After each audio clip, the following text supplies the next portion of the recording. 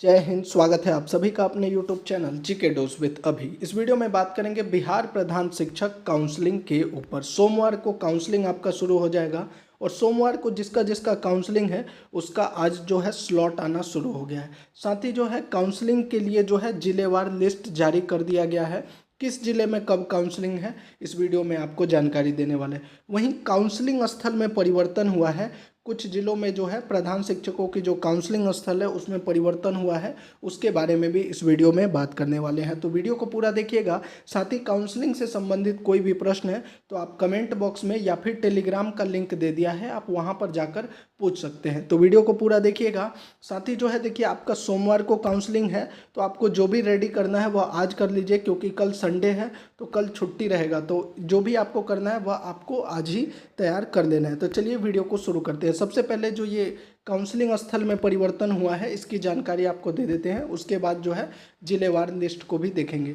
बिहार सरकार किशनगंज के द्वारा जो ये जारी किया गया है, आदेश में कहा गया कि बिहार लोक सेवा आयोग द्वारा प्रधान शिक्षक हेतु अनुशंसित अभ्यर्थियों का वेरिफिकेशन स्थल कार्यालय ज्ञापांक 670 दिनांक 5/12 के द्वारा बालिका उच्च विद्यालय डुमरिया किशनगंज निर्धारित किया गया था, जिसे अपरिहार्य कारणों से स्थल परिवर्तित करते हुए डीआरसीसी भेड़िया डांगी किशनगंज निर्धारित किया गया। तो किशनगंज वाले जितने भी शिक्षक हैं जिनका काउंसलिंग होना था उनके स्थल में जो है परिवर्तन हुआ है। इसको आप लोग जो है मैं ग्रुप में भी शेयर कर दूंगा और जितने भी शिक्षक हैं दूसरे शिक्षकों के साथ भी शेयर कर दे ताकि उनको सही जानकारी मिल सके। तो ये जो है बाकी चीज़ें सेम है, बस जो है किशनगंज के जो है प्रधान शिक्षकों के काउंसलिंग स्थल में जो है परिवर्तन हुआ है। इसके अलावा जिनका जो सोमवार से काउंसलिंग है उनके लिए ऑलरेडी जो है मैसेज भी आना प्राप्त हो चुका है। देखिए मैसेज में you have been tagged by DPOSS for counselling of head teacher. 9 तारीख को इनका काउंसलिंग है। Your counselling will start at 11 AM 9/12/2024 एट DRCC Begusarai. Please attend the counselling. अब आपका इनका जो 11 बजे का काउंसलिंग का टाइम है तो इससे 1 घंटे पहले आपको जो है वहाँ पर उपस्थित होना है। साथ ही देखिए जो एजुकेशन डिपार्टमेंट का वेबसाइट है उस पर भी अपलोड किया जाएगा, लेकिन हो सकता है उसमें देरी हो जाए। तो आपको जो है अगर SMS प्राप्त हो जाता है तो वही आपके पास जो है वैलिड है। SMS नहीं आता है तो हो सकता है कि आपका काउंसलिंग जो है वो 10 दिसंबर 11 या 12 को हो। अब जो है जो जिलेवार लिस्ट जारी किया गया है उसको भी इस वीडियो में एक बार देख लेते हैं। तो tentative date for counselling of head teacher का जारी किया है। 9 दिसंबर को है, 10 को है, 11, 12, 13। 9 दिसंबर को जो है 10,000 शिक्षकों का काउंसलिंग है। 10 दिसंबर को 9,243, 7,900 को मतलब लगभग 8,000 का जो है 11 दिसंबर को है। 5,700 जो शिक्षक हैं उनका 12 दिसंबर को, और बाकी जो बच जाएंगे उनका 13 दिसंबर को है। अधिकतम जिलों में जो है 3 दिनों में काउंसलिंग जो है लगभग पूरी हो जाएगी। तो देखिए सबसे अधिक जहाँ पर अगर देखिएगा तो सबसे ज़्यादा कहाँ के शिक्षक हैं मैं एक बार दिखा भी देता हूँ। तो यहाँ पर देखिए सबसे कम तो मुझे लग रहा है, एक बार देख लेते हैं, एक एक डिस्ट्रिक्ट का देख लें। अररिया में 850 शिक्षक है और 250 करके हैं, और ये पहले दिन मतलब कि 12 दिसंबर तक ही अररिया में काउंसलिंग होना है। और हो सकता है जो अररिया में काउंसलिंग में बच जाएंगे 4 में, उनका जो है 13 दिसंबर को किया जाएगा। यहाँ पर देखिए अरवल में 323 शिक्षकों का काउंसलिंग होना है, औरंगाबाद में 1124, बांका में 670 के आसपास है, बेगूसराय में अच्छे खासे शिक्षक हैं, 1560 शिक्षक हैं। इसके अलावा भागलपुर में 830, भोजपुर में 1126, बक्सर में 661, दरभंगा में 1390, ईस्ट चंपारण में 1500, गया में भी अच्छे खासे शिक्षक है 1727, और यहाँ पर 350 शिक्षक, यानी सबसे ज़्यादा भीड़ जो है इधर भी गया में भी भीड़ रहने वाला है, क्योंकि 350 शिक्षकों का काउंसलिंग एक दिन में होगा।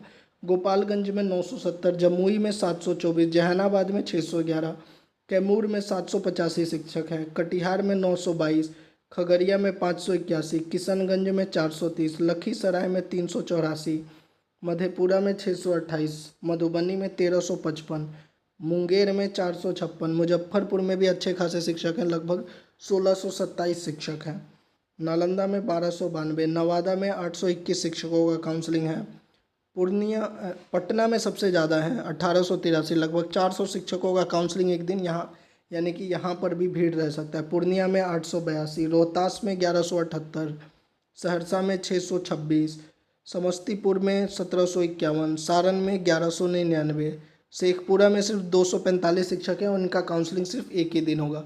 शिवहर में भी 237 है, एक ही दिन में हो जाएगा। सीतामढ़ी 1185, सिवान में 1137, सुपौल में 759, वैशाली में 1281, वेस्ट चंपारण में 1056। यानी कुल मिलाकर अगर आप देखिएगा तो सबसे ज़्यादा जो है पटना वगैरह, पटना में, गया में, मुजफ्फरपुर में, इन सब डिस्ट्रिक्ट में जो है सबसे ज़्यादा हेड टीचर है, तो यहाँ पर ज़्यादा भीड़ रहने की संभावना है। और काउंसलिंग जो है 13 तारीख को पूरा हो जाए। जिनका काउंसलिंग जो बीच में अगर रह जाता है तो उसका आखिरी दिन पूरा कर दिया जाएगा। सबसे कम देखा जाए तो शेखपुरा और शिवहर में जो है वहाँ पे अभ्यर्थी हैं और इनका जो है एक दिन में ही काउंसलिंग प्रक्रिया पूरी कर दी जाएगी। अब जो है काउंसलिंग स्थल पर आपका डॉक्यूमेंट को लेकर ऑलरेडी मैंने वीडियो बनाया हुआ है, कौन कौन सा डॉक्यूमेंट चाहिए आपको फिर से एक बार बता देते हैं। पहले तो आपने जो जो अपलोड किया हुआ है डॉक्यूमेंट वो आपको चाहिए, उसका आपको ओरिजिनल प्लस में आपको ओरिजिनल के साथ में आपको जो अपलोड किया है वाटर मार्क वाला बीपीएससी वाला वो प्लस में एक जेरोक्स, यानी आपको टोटल 3 कॉपी रखना है। एक तो ओरिजिनल हो गया, वाटर मार्क हो गया और जेरोक्स हो गया, यानी 3 फाइल। जो आपका ओरिजिनल होता है वह आपको मिल जाता है, उससे बस मिलान करने के बाद आपको मिल जाएगा। वाटर मार्क वाला और जेरोक्स वाला जो है वो उनके पास जो है जमा कर दिया जाएगा। तो जो जो अपलोडेड है वो हो गया। इसके अलावा जो सबसे महत्वपूर्ण है वो जो आपने आधार कार्ड है, आधार कार्ड, और इसमें भी जो है आपका वो मोबाइल जिस पर आपका ओटीपी प्राप्त होगा, यह सबसे महत्वपूर्ण है। क्योंकि आपने देखा होगा सक्षमता काउंसलिंग में अधिकतम शिक्षकों का जो है ओटीपी नहीं आ रहा था, जिसकी वजह से जो है काउंसलिंग नहीं हो पा रहा था। तो इस चीज़ को आप ज़रूर देख लीजिएगा, आप मोबाइल नंबर वो ज़रूर लेकर जाएं।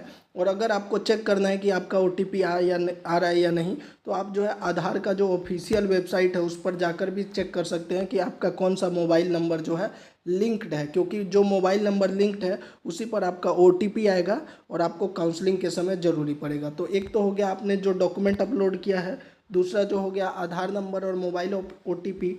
तीसरा जो सबसे महत्वपूर्ण है, बहुत से शिक्षक जो है अनुभव प्रमाण पत्र, अनुभव प्रमाण पत्र जो है आपको जो आपने अपलोड किया है वह भी लेके जाना है। साथ ही जो मूल है जिस पर अगर आपका साइन हो गया है डीपीओ का तो वो तो चाहिए ही, डीपीओ का साइन है या फिर डीईओ का साइन है, दोनों ही वैलिड है। इसके अलावा एक और जो प्रश्न बार बार पूछा जा रहा है, जो डॉक्यूमेंट आपने अपलोड नहीं किया, जैसे बीटेट स्टेट का सर्टिफिकेट का कह रहे थे बहुत से शिक्षक कि इसका ऑप्शन नहीं था अपलोड का, तो ऑप्शन नहीं था तो अभी आपके पास जो सर्टिफिकेट है उसका और उसका जेरोक्स लेकर आप जरूर जाएं और इसका 2 जेरोक्स लेकर जाएं। मैं तो कहूँगा आप हर डॉक्यूमेंट का 2 जेरोक्स रखिए, एक एक्स्ट्रा जरूर रखना है। इसके अलावा आपको जो है अपना फ़ोटो 5 फ़ोटो लेके जाइए, वैसे 3 लिखा हुआ है लेकिन 5 फ़ोटो आप अपने साथ। इसके अलावा जो है आपका एडमिट कार्ड जरूर होना चाहिए। एडमिट कार्ड एक तो ओरिजिनल वाला, दूसरा उसका जेरोक्स और उस पर जो है खुद का हस्ताक्षर होना चाहिए। इसके अलावा पैन कार्ड भी आपको अपना लेके जाना है। बस इतना ही डॉक्यूमेंट का जो है आपको ज़रूरत पड़ेगा।